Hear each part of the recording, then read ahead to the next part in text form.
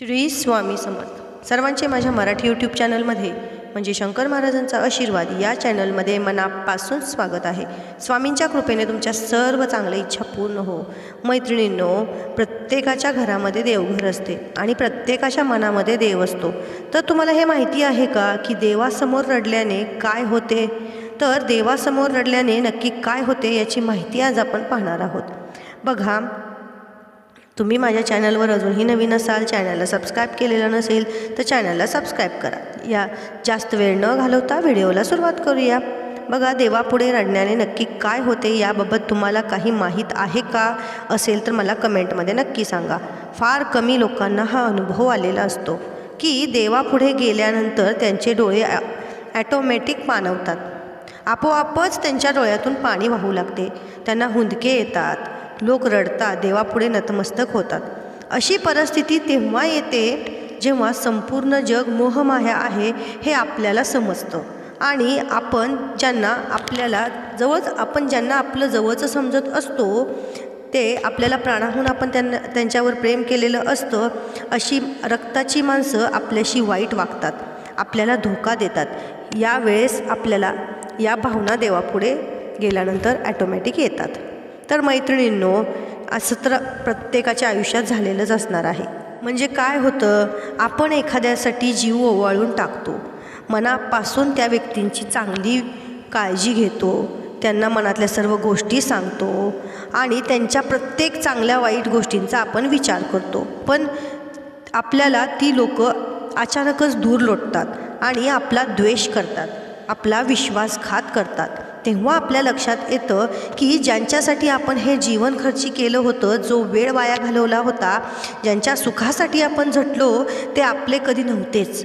आपला फक्त तो परमेश्वर आहे. या मोहमायेच्या जाळ्यात आपण अडकलो गेलो होतो आणि आपणच आपल्याच माऊलीला, आईला विसरलो, तिच्यापासून दूर गेलो.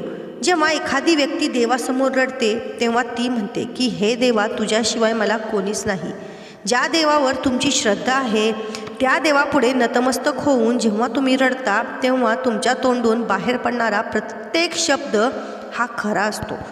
यावेळी कोणत्याही फसवणुकीची भावना तुमच्या मनामध्ये नसते, कारण माणूस शेवट तिथं गेल्यानंतर सर्व काही मनातल्या गोष्टी देवाला सांगतो.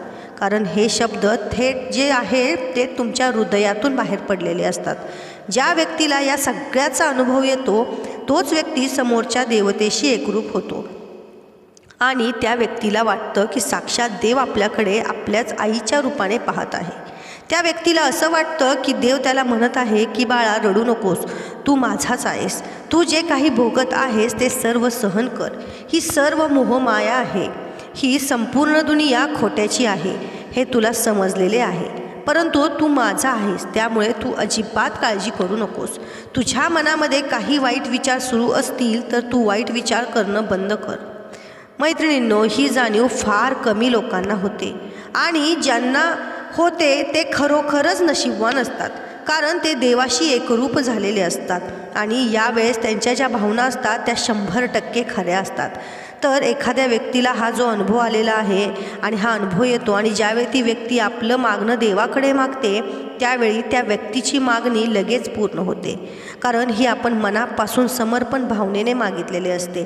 तर देव कळत नकळत तुम्हाला त्या दुःखातून हळूवारपणे बाहेर येण्याचा मार्ग दाखवत असतो आणि ह्या गोष्टी कळत नकळत घडत असतात, हे आपल्याला समजतही नाही. आणि जेव्हा संकट येऊन आपल्याकडून दूर निघून जाते तेव्हा आपल्या लक्षात येतं की अरे, देवाने तर आपल्याला मदत केली होती. मग ही जी भावना तुमची आहे, हे जे देवापुढे जाऊन तुम्ही नतमस्तक झालेला असता, रडता असता, तर ते तुम्ही खूप मनापासून केलेलं असता. तर कोणतीही गोष्ट तुम्ही जेव्हा देवावर विश्वास ठेवून करता आणि मनापासून करता 100% तुम्हाला त्याचं फळ मिळतं. असं कधीच झालेलं नाही की देवाने तुम्हाला मोकळ्या हाताने माघारी पाठवलेलं आहे. तर मैत्रिणींनो, देवावर श्रद्धा ठेवा, मनापासून चांगले कर्म करा करा, कारण की चांगले कर्म केलं तर ते फिरून तुमच्याकडे येणार आहे आणि तुमचं चांगलंच होणार आहे. जे वाईट करतील त्यांची ती नीतिमत्ता, जे चांगलं वागतील त्यांना ते चांगलंच मिळणार आहे. तर मैत्रिणींनो, तुम्हाला हा व्हिडिओ कसा वाटला, माहिती कशी वाटली, मला कमेंटमध्ये नक्की सांगा. आणि तुम्हालाही हा अनुभव आलेला आहे का, हे देखील मला कमेंटमध्ये नक्की सांगा. तुम्ही माझ्या चॅनलवर अजूनही नवीन असाल, चॅनलला सबस्क्राईब केलेलं नसेल तर चॅनलला सबस्क्राईब करा आणि तुमच्या मित्रपरिवारामध्ये, नातेवाईकांमध्ये हा व्हिडिओ शेअर करायला विसरू नका. आणि जो कोणी दुःखी असेल तर त्याला हा 100% व्हिडिओ शेअर करा. धन्यवाद. श्री स्वामी समर्थ.